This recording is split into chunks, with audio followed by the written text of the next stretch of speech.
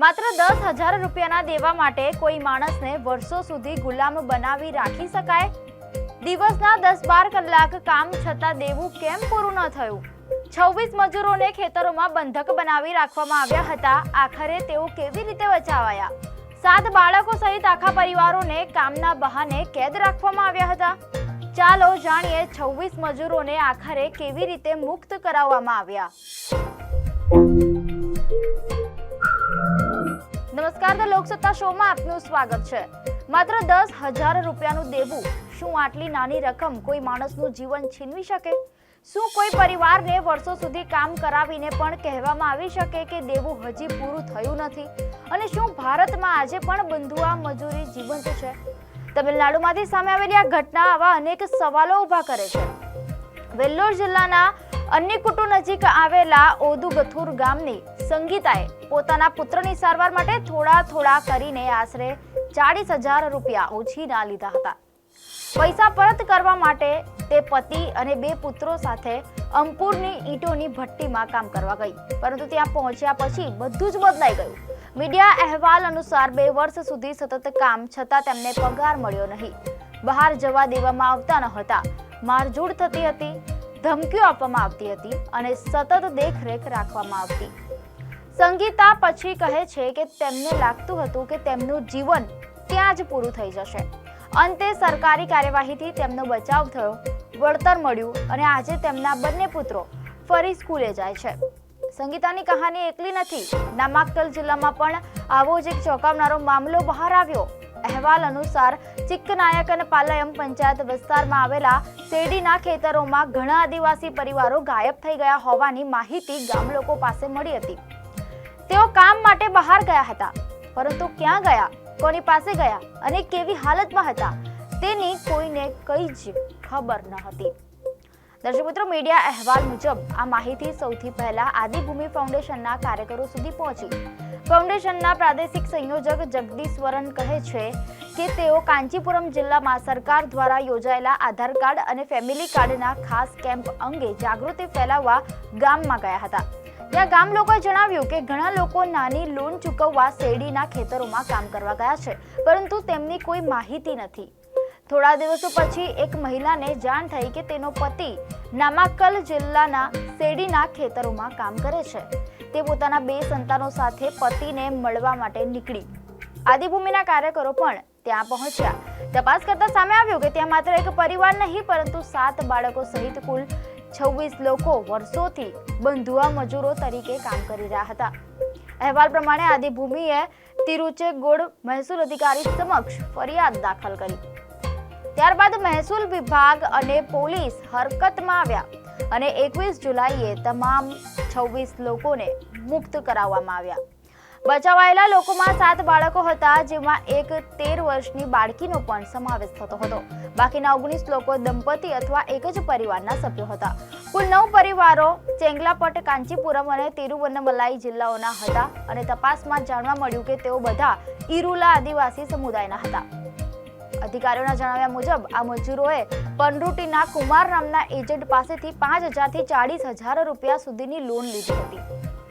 એજન્ટે કહ્યું હતું કે માત્ર 3 મહિના કામ કરવું પડશે અને દેવું પૂરું થઈ જશે, પરંતુ 3 મહિના પૂરા થયા પછી તેમને ઘરે મોકલવામાં આવ્યા નહીં. તેના બદલે તેમને સતત જુદા જુદા ખેતરોમાં ખસેડવામાં આવતા રહ્યા. મજૂરોને સવારના 6 વાગ્યાથી સાંજના 7 વાગ્યા સુધી કામ કરાવવામાં આવતું હતું. શેરડી કાપવાનું કામ અત્યંત કઠિન ગણાય છે, છતાં તેમને નિયમિત દૈનિક મજૂરી પણ મળતી ન હતી. પતિ પત્ની દીઠ અથવા 2 વ્યક્તિ દીઠ ફક્ત 200 રૂપિયાનું ભથ્થું આપવામાં આવતું હતું. દેવું કેટલું બાકી છે, કેટલું ચૂકવાયું છે અને કેટલો પગાર મળવો જોઈએ તેનો કોઈ હિસાબ પણ રાખવામાં આવતો ન હતો. એક સુપરવાઇઝર સતત તેમની દેખરેખ રાખતો હતો અને બહાર જવા દેતો ન હતો. તેમને વાહનોમાં બેસાડીને એક ગામથી બીજા ગામમાં લઈ જવામાં આવતા હતા અને જ્યાં કામ ત્યાં જ રહેવું પડતું. દર્શક મિત્રો, અધિકારીઓએ જણાવ્યું કે સામાન્ય રીતે શેરડી કાપનાર મજૂરને રોજના આશરે 700 રૂપિયા મળવા જોઈએ, પરંતુ આ લોકોને તેની સામે લગભગ કશું જ મળતું ન હતું. તિરુવન્નમલાઈ જિલ્લાના કન્યપ્પન અને અય્યપ્પામલની કહાની વધુ દુઃખદ છે. તેમણે માત્ર 10,000 રૂપિયાની લોન લીધી હતી. 1 વર્ષથી વધુ સમય કામ કર્યા પછી પણ તેમને કહેવામાં આવતું હતું કે દેવું હજુય બાકી છે. અહેવાલ મુજબ અય્યમલ કહે છે કે તેમને ક્યારેય પગાર જ મળ્યો નથી. રોજ માપીને ચોખા આપવામાં આવતા હતા અને એ જ રાંધીને ખાવા પડતા. દર 3 દિવસે 100 રૂપિયા આપવામાં આવતા હતા, જેમાં શાકભાજી કે જરૂરી વસ્તુઓ ખરીદવી પણ મુશ્કેલ હતી. બીમાર પડીએ તો પણ પૈસા મળતા ન હતા. કન્યપ્પન કહે છે કે તેમના પગારનો હિસાબ ક્યારેય બતાવવામાં આવ્યો જ ન હતો. તેમને ખબર જ નહોતી કે તેઓ કેટલું કમાઈ રહ્યા છે કે કેટલું દેવું ચૂકવાઈ ગયું છે. બચાવાયેલા ઘણા લોકોએ કહ્યું કે જો ગામ જવાનું કહેતા તો તેઓ ધમકી આપવામાં આવતી. કેટલાકને તો લોકો આવીને પાછા પણ લઈ જતા. તેઓ પાસે બેંક ખાતું ન હોવાથી એજન્ટો કહેતા કે વ્યાજ વધતું જાય છે અને વધુ કામ કરવું પડશે. બચાવાયેલા 7 બાળકોમાંથી 2 તો 5 વર્ષથી પણ નાના હતા. જિલ્લા બાળ સુરક્ષા એકમે જણાવ્યું કે માતા પિતાએ લેખિત ખાતરી આપી છે કે બાળકોને કામ કરવા મજબૂર કરવામાં આવ્યા જ ન હતા, પરંતુ તેઓ ખેતરોમાં જ રહેતા હતા. આદિભૂમિના જગદીશ્વરનનો આરોપ છે કે સુગર મિલો શેરડી કાપવાની ફી સીધી એજન્ટને ચૂકવી દેતી હતી. 1 ટન શેરડી માટે કાપણી ફી આશરે 800 થી 850 રૂપિયા હોય છે. જો એક દિવસમાં અનેક ખેતરોમાં કાપણી થાય તો એજન્ટને ઘણા હજાર રૂપિયા મળી શકે, પરંતુ આ રકમ મજૂરો સુધી પહોંચતી ન હતી. એટલે કે કામદારો કમાઈ રહ્યા હતા, પૈસા ફરી રહ્યા હતા, પરંતુ મજૂરો ખાલી હાથ જ રહેતા હતા.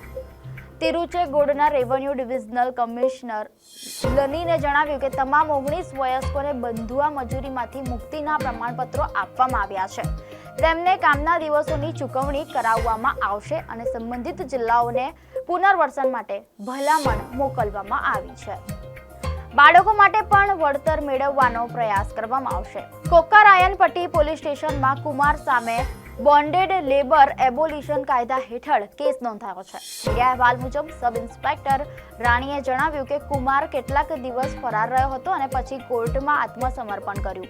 સ્વૈચ્છિક સંસ્થાઓ કહે છે કે તમિલનાડુમાં ઈંટોના ભઠ્ઠા, શેરડીના ખેતરો, ખાણો, વર્કશોપ, દોરડાની ફેક્ટરીઓ અને અન્ય નાના કારખાનાઓમાં આવા ઘણા મજૂરો હજુ પણ કામ કરે છે. મોટા ભાગના લોકો અનુસૂચિત જાતિ અથવા તો આદિવાસી સમુદાયના હોય છે. રૂરલ વિમેન્સ ડેવલપમેન્ટ ફાઉન્ડેશનની અલામેલુ કહે છે કે સમસ્યા માત્ર ગરીબી નથી, કેસોની કાર્યવાહી ધીમી છે, વળતર મોડું મળે છે, દોષિતોને સજા થવામાં વર્ષો લાગે છે અને પુનર્વસન પૂરતું ન હોવાથી બચાવાયેલા લોકો ફરી દેવાના ચક્રમાં ફસાઈ જાય છે. એક પૂર્વ બંધુઆ મજૂર થંગવેલે હાઈકોર્ટમાં અરજી કરીને જણાવ્યું કે પોતાના કેસમાં ન્યાય મેળવવામાં તેને 10 વર્ષ લાગ્યા.